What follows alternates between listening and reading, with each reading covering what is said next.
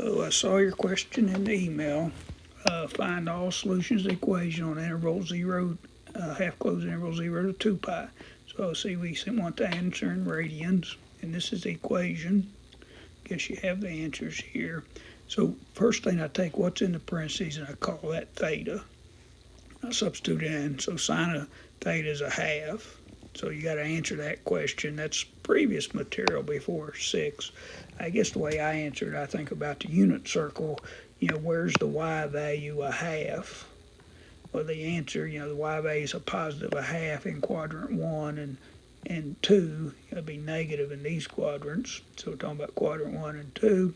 Where does that occur? Well, if you look at the unit circle, it's pi sixth and 5 pi sixth. So theta would have, based on the unit circle, theta would have to be pi sixth or 5 pi sixth. Then I resubstitute in the x plus pi fourths for theta, and then solve each of these. Arithmetic's a little messy. You got to subtract pi fourths from each side. So here you got to get common denominator. Common denominator between 6 and 4 is what, 12? So you multiply this by 2 over 2, and you multiply this by 3 over 3, and then 2 minus 3 is negative 1 pi 12ths. And I just repeat it, very similar here.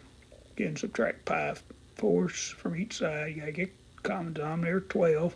Again, multiplying by 2, multiplying by 3, and you subtract the numerators. Okay. Hope that helps.